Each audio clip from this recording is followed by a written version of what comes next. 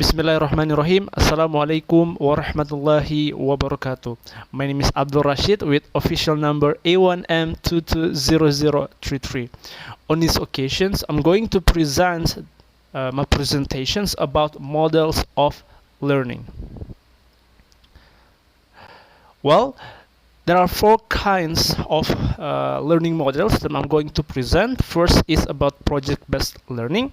Second, problem-based learning. Third, discovery learning. And last is inquiry-based learning. Jadi pada kesempatan kali ini saya akan mempresentasikan macam-macam model-model pembelajaran. Di antaranya adalah project-based learning, problem-based learning, discovery learning, and inquiry-based learning. Let's move to the first kind of learning models. We have project-based learning. So what is project-based learning? Project-based learning is a learning model in the form of real tasks such as a project work, group work, and that to get a meaningful learning experience. Nah, jadi project-based learning adalah model pembelajaran berupa tugas nyata seperti kerja proyek secara berkelompok dan mendalam untuk mendapatkan pengalaman belajar yang bermakna. And then, according to the experts such as Gottman and Strivers, namely, project-based learning is a teaching approach that is built on learning activities and real tasks that provide challenges for students related to everyday life to be solved in groups. And then, menurut pengertian dari para ahli seperti Gottman and Strivers yang mengatakan bahwasanya project-based learning adalah sebuah pendekatan pengajaran yang dibangun di atas kegiatan pembelajaran dan tugas nyata yang memberikan tantangan bagi peserta didik yang terkait dengan kehidupan sehari-hari untuk kemudian dipecahkan secara berkelompok. Nah, alright, let's move to the objective of project-based learning. First is train students' proactive attitude in solving a problem. Nah, lanjut di tujuan dari project-based learning ini. Yang pertama adalah melatih sikap proaktif peserta didik dalam memecahkan suatu masalah. And then second is sharpen the ability of students to describe a problem in class. And then yang kedua, mengasah kemampuan peserta didik dalam menguraikan suatu permasalahan di kelas. And third, increasing the activeness of students in the classroom in solving complex problems until tangible results are obtained.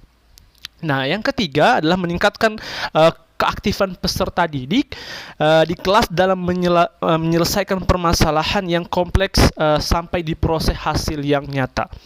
Fourth is sharpen the skills of students in utilizing tools and materials in the classroom to support their learning activities. Dan yang keempat adalah mengasah kemampuan peserta didik dalam memanfaatkan alat dan bahan di kelas guna menunjang aktivitas belajarnya. Dan the fifth is train the collaborative nature of students. Dan yang kelima adalah melatih sikap kolaboratif peserta didik. And next we have the syntax of project-based learning. The first one is determine fundamental questions. What does it mean? Yang pertama we have menentukan pertanyaan mendasar di mana sebelum masuk ke materi, guru akan memberikan pertanyaan mendasar terkait materi yang akan dipelajari. Nah, and then pertanyaan tersebut bisa dikemas dalam studi kasus di dunia nyata dan kemudian dilanjutkan dengan penelusuran secara lebih mendalam. And then second is develop project planning designs, yakni menyusun desain perencanaan proyek. Nah, di dalam tahap ini, penyusunan dalam proyek bersifat kolaboratif, artinya kerjasama antar guru dan peserta didik. Nah, pada desain ini memuat sejumlah poin, misalnya aturan main, aktivitas, dan presentasi. And the third is create activity schedules, yakni membuat jadwal aktivitas. Nah, setelah guru dan peserta didik menyusun desain perencanaan proyek, kemudian dilanjutkan dengan membuat jadwal aktivitas. And then the fourth is monitor the progress of students' performance, yakni memonitor perkembangan kinerja peserta didik. Di mana di tahap ini selama peserta didik mengerjakan proyek yang ditugaskan, guru harus aktif memonitor kegiatan mereka.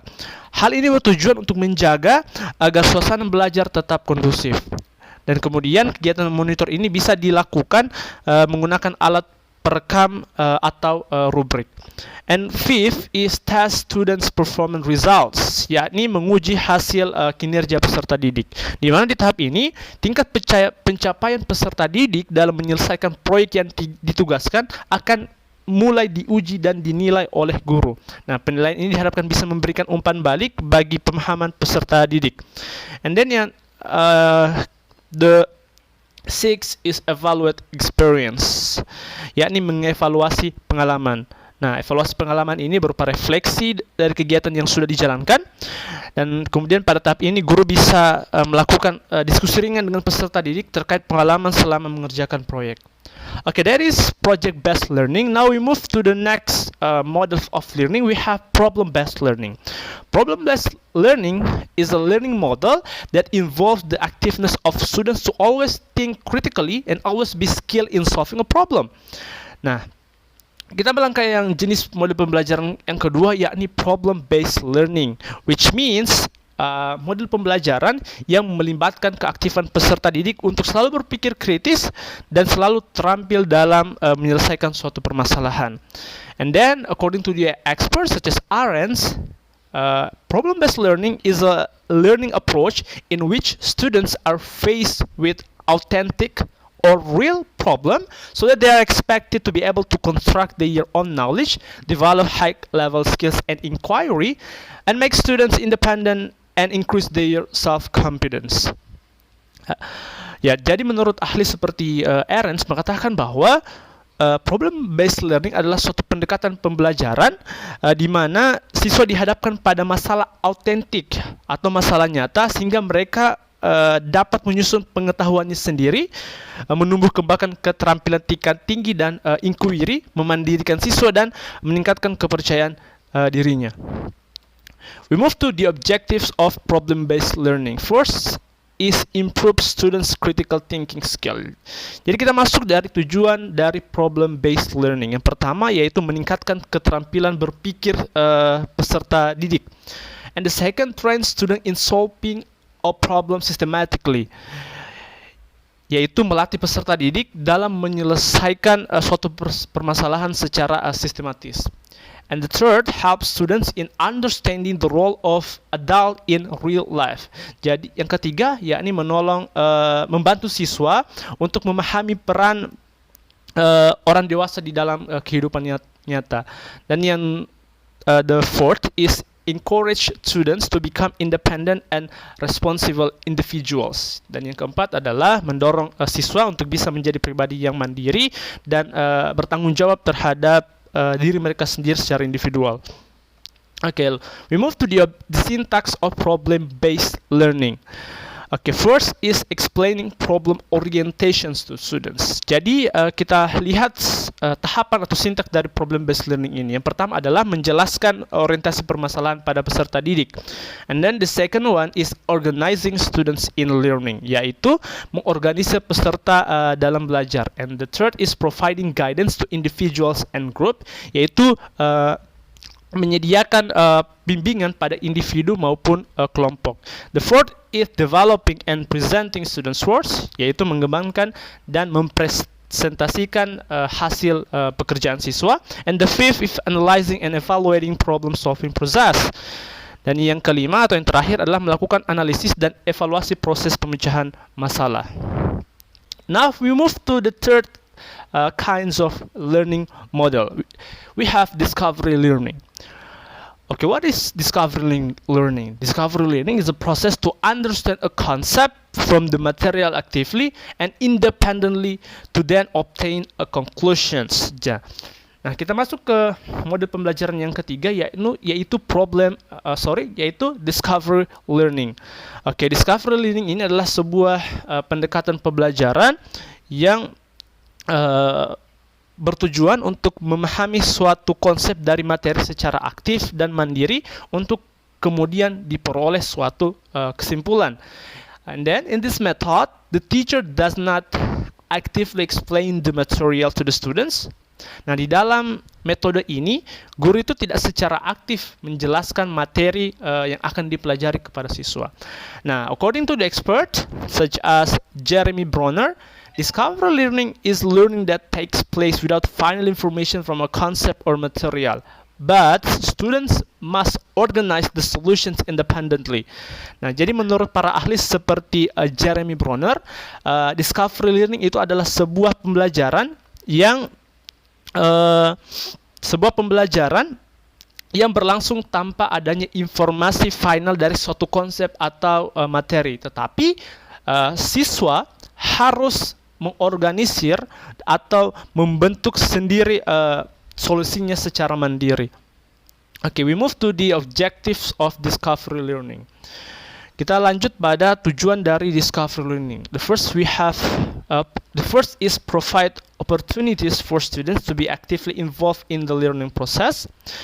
Yang pertama, memberikan kesempatan kepada siswa untuk secara aktif terlibat dalam proses pembelajaran. Second, train students to think systematically and scientifically in solving a problem related to the material. Yang kedua adalah melatih siswa untuk dapat berpikir secara sistematis dan secara saintifik dalam menyelesaikan sebuah permasalahan terkait sebuah materi. And the third, improve critical thinking patterns for students. Dan yang ketiga adalah meningkatkan kemampuan siswa untuk berpikir kritis. And the fourth is train students in developing strategies to improve their understanding of the material being taught. Dan yang keempat atau yang terakhir adalah melatih siswa dalam mengembangkan strategi mereka untuk meningkatkan pemahaman terhadap materi yang dipelajari. Let's move to the syntax of discovery learning. Lanjut pada sintaks atau tahapan dalam discovery learning. The first we have stimulations. Okay, what does it mean? Stimulation pada tahapan ini, guru memberikan motivasi agar peserta didik bisa lebih fokus dalam mempelajari materi tentang suatu materi. And then lalu guru meminta peserta didik untuk mencontohkan, untuk memberikan pengetahuan awal mereka tentang sebuah materi itu. And then second is problem statement, yang dimana pada tahap ini peserta didik diminta untuk mengidentifikasi masalah dari sebuah materi yang dipelajari. And then the third we have data collections. Nah, pada tahap ini siswa akan mencari informasi yang relevan guna menjawab pertanyaan pada tahap problem statement. And the fourth is data processing, which means peserta didik akan membuktikan kebenaran hipotesis yang telah dirumuskan dari beberapa rumusan masalah yang telah yang diberikan oleh guru mereka. Oke, dan kemudian cara agar siswa untuk membuktikan hipotesis mereka terhadap masalah yang dirumuskan adalah dengan mencocokkan hipotesis tersebut dengan informasi yang diperoleh dari berbagai macam literatur. Dan yang terakhir we have generalizations, which means siswa akan menyimpulkan hipotesis, menyimpulkan berdasarkan kecocokan antara informasi yang diperoleh dan hipotesis. We move to the last kinds of learning model. We have inquiry-based learning. Inquiry learning or inquiry-based learning is a learning method that in principle invites students to actively ask questions and experiment independently during the learning process. According to, jadi inquiry learning adalah sebuah metode belajar yang pada prinsipnya mengajak peserta didik untuk aktif bertanya dan bereksperimen secara mandiri selama proses belajar. According to the experts such as Kaufman, inquiry learning is a learning model that directly involves students to think, ask questions, carry out exploratory activities, and experiments so that students are able to present logical and scientific solutions or ideas.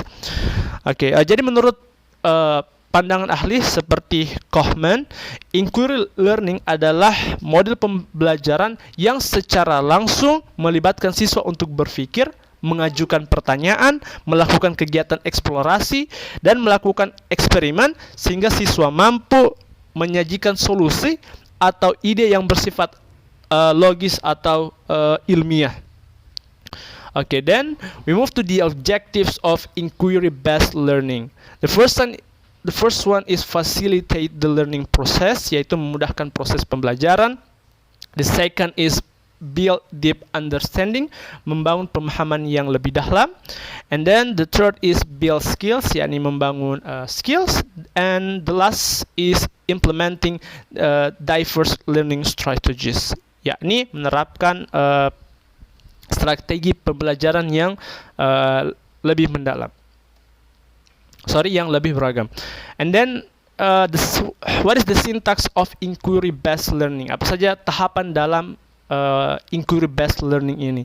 The first one is explorating, which means eksplorasi, di mana siswa melakukan kegiatan eksplorasi untuk menemukan sesuatu yang berdasarkan pada pemahaman awal yang mereka miliki. And then is independent learning.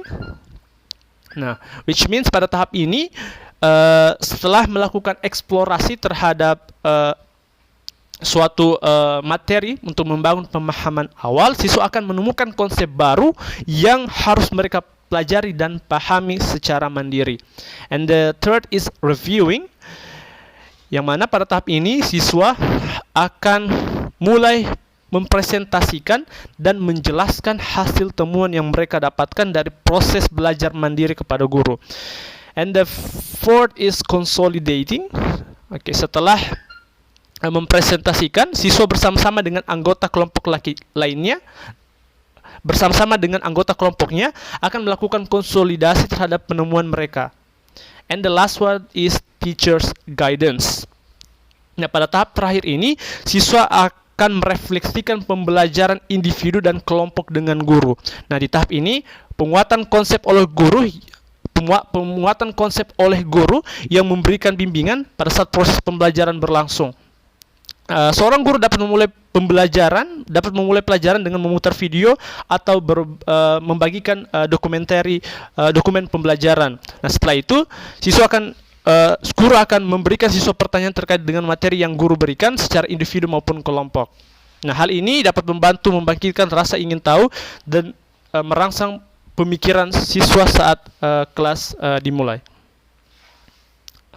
Alright, I think that's all about the kinds of learning model, which are project-based learning, problem-based learning, discovery learning, and inquiry-based learning. I think that's all. If I have mistakes, I apologize. Hopefully it will be beneficial.